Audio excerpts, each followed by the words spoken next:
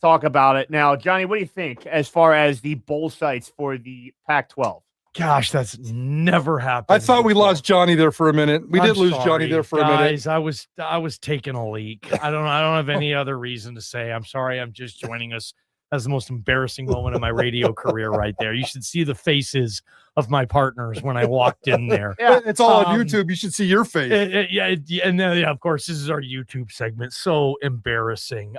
Greg, I was all set and ready to say, okay, I want Southern California, and I'll take San Diego. That just feels like the setting for the main league in the Pacific setting, time zone, whatever. You play in sunny SoCal. But you guys talking about this Colorado thing and doing something new and cool and being creative and not just thinking, let's just go play in San Diego and it'll be like a holiday bowl type of thing. I kind of like the cold weather, Colorado, Aspen, Boulder, Denver experience of this. There's plenty of stadiums to play in that area. Plenty. You could even get super creative and play like where the Colorado Rockies are or something. Huge market, and it's going to be a big deal in this Pac-12. Guys? Well, now first of all, based on my reporting and based on what I've talked to, this is going to be a Mountain West bowl game. There is no Pac-12 affiliate with the Denver bowl game that Jason Eck has talked about that's being proposed out there, and there's a big-time, a local name that's behind this that we're not ready to quite disclose yet. Now, that doesn't mean the Pac-12 can't get in there and be a partner, but from everything I've been told, this will be the Denver bowl game that's going to come on board next year. And again, guys, the reason why we're having this conversation, there's 37, 38, 39 bowl games, whatever it is right now, 48 postseason games if you include the 11? I guess there has to be 11 games in the CFP tournament, right? There's like 48 total postseason games. Everything goes under review this coming spring. The NCAA will recertify every single bowl game, even the Rose Bowl from the top all the way to down. The CFP still has to come up with a format for them. Everybody is waiting for the CFP to do their thing. The Pac-12 hasn't done their thing, and they're going to wait for at least 2 more months. What? The SEC is having a television show tonight, a 1-hour television show to release their 2026 football schedule. The SEC. The Big Ten will probably do it next week. The Mountain West has come out. Teresa Gould told San Jose Mercury News in the last day or two that we're going to wait until after the CFP decides what they're going to do with the tournament in 26.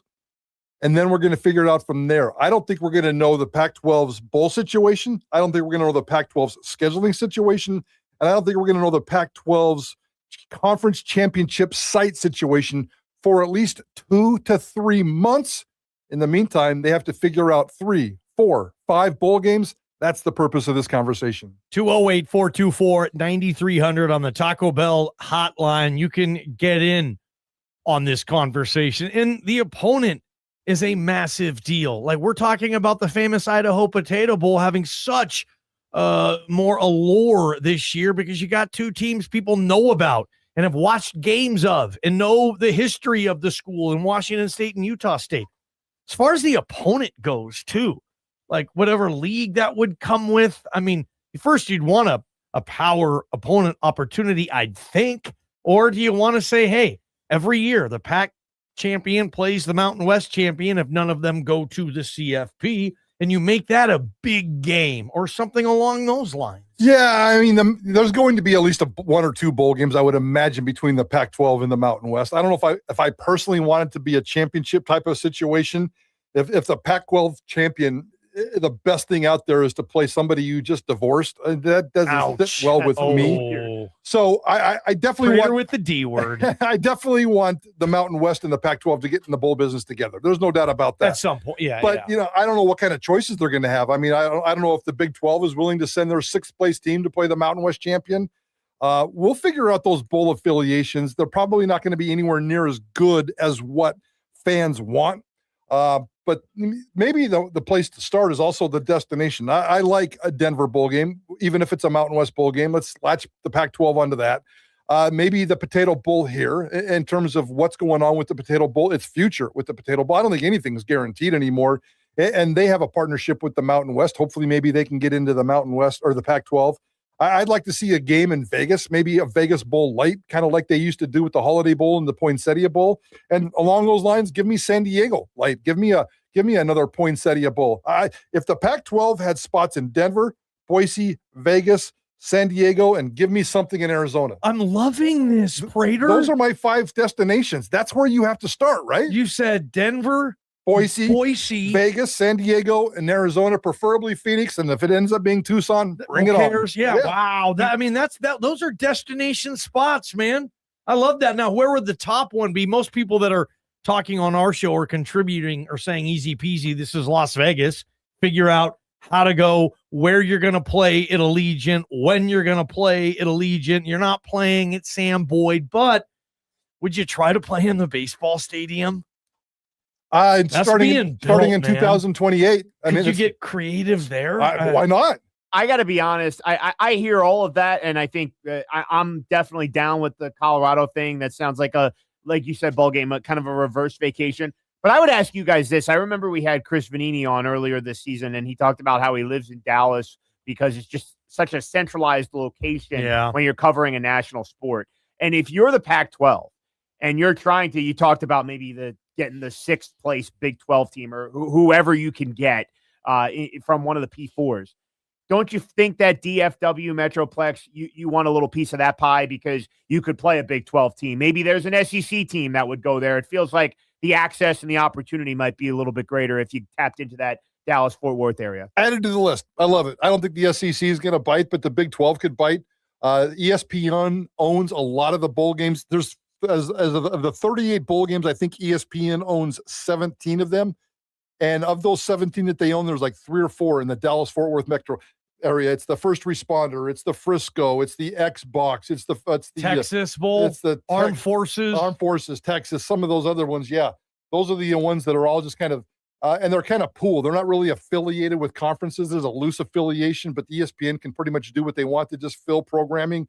And certainly Texas. I want Texas on the list. Good call. And added to my list as well. That gives me 6. So I'm now Denver, Boise, Vegas, San Diego, Arizona, and give me Texas as well. I don't know if they'll have 6 bowl tie-ins in an 8-team conference. That's a good point too. Yeah, but 5, first of all, there isn't. We're inventing a bowl game in Vegas. I'm not sure that's going to happen. Okay. We're inventing a bowl game in San Diego. Okay. I'm not sure that's going to happen. Okay. We're latching on to Arizona. So of the 6 destinations, probably 4 or 5 of them maybe could become realistic. What would you guys like to see become of the Potato Bowl? I mean, is that easy? Just maybe the 3rd place Pac-12 team against the 4th or 5th place Mountain West team, or even reverse 3rd place. How about 3rd place Pac-12 team versus 2nd place Mountain West team? Yeah, I love that. Get a better matchup like that. I'd love that too. Make that a regional bowl game. I love you, Danielle Brazil, and you know this, and you can't say it like Prater said yesterday. Nobody wants the MAC in that bowl game. It's been over a decade now. It's never popped, and it's not going to pop. Get closer teams. I want to address something on the text line here. Boise Calvin says bowl game in Denver in mid to late December. Heck no. You want to get stuck in 2 feet of snow in Denver? No thanks. Yes. Vegas or San Diego. Okay. First off, they play bowl games at Yankee Stadium and at Fenway Park, where the weather in the Northeast is not always the best the holiday season. So I get the whole vacation element of this thing, but does anybody it's December. You can get bad weather in a lot of places. What if San Diego State goes to that bowl game? Their fans, they want to get into somewhere. I mean, there's a lot of people who live in hot or warm climates that. Yeah, but there's hundreds of thousands of millions of people that flock to the Denver area for the holidays for ski vacation. You don't have to have a beach and a Speedo to go on vacation, That's my point. Why is everyone's concept of vacation 80 degrees and hanging out on the beach? No, you turn it into a ski vacation. Yeah. I always thought it was a lost opportunity that Sun Valley, and I love the Idaho Potato Commission, and I love the famous Idaho Potato Bowl. I think it's spectacular. Sun Valley. But I always thought, why didn't the corporation of Sun Valley sponsor that? And get fans from the Midwest to come here and drop thousands of dollars to go skiing in Sun Valley. And show off what you got. And in Colorado, it's a big skiing, winter getaway. Tie in Sun Valley to it. Yeah. Yes. I think that's all in play. All in play. 208-424-9300. Prater, Blue Ice Vodka. It's not only taking over Boise, but it's giving people in the Treasure Valley Blue Ice vodka the ability to taste something that's just been different from all the other types of vodka. I think they've tasted Prater and Huckleberry, all this good stuff. We love this partnership. Ballgame, I'm Santa Claus for the next 2 weeks, and I'm going to give away a lot of Blue Ice That's vodka. what you're giving away this year? Are you kidding me? You're going to get one of three choices. You're going to either get plain, you're either going to get Huckleberry, or you're either going to get double espresso. And I've turned double espresso vodka into a really cool shot. Mix that sucker up, put it in a shaker with some ice, pour it into a shot glass. Oh, it's like dessert and a vodka all mixed into one. So, guys, Blue Ice Vodka, new member of our family. They're going to continue to be a longtime member of our family. We love what they do. It's Idaho-based. It's made right there in Rigby. Water from the Snake River Aquifer, potatoes right from the state of Idaho, and marketing and all the production right here in the state of Idaho. Blue Ice Vodka, the best part, Ballgame, it tastes spectacular.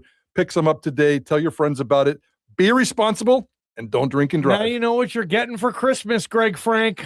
A bottle of Blue Ice vodka, and you'll be a happy camper. Absolutely. I got a birthday 4 days after Christmas as well. I'll drink the whole bottle. It'll Greg's wait. one of those. I'll get you two. Okay. Nice. Yeah, don't forget that birthday.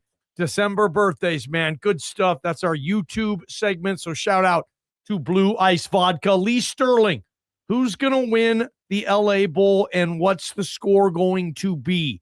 He'll give you his opinion next. KTIK The Ticket.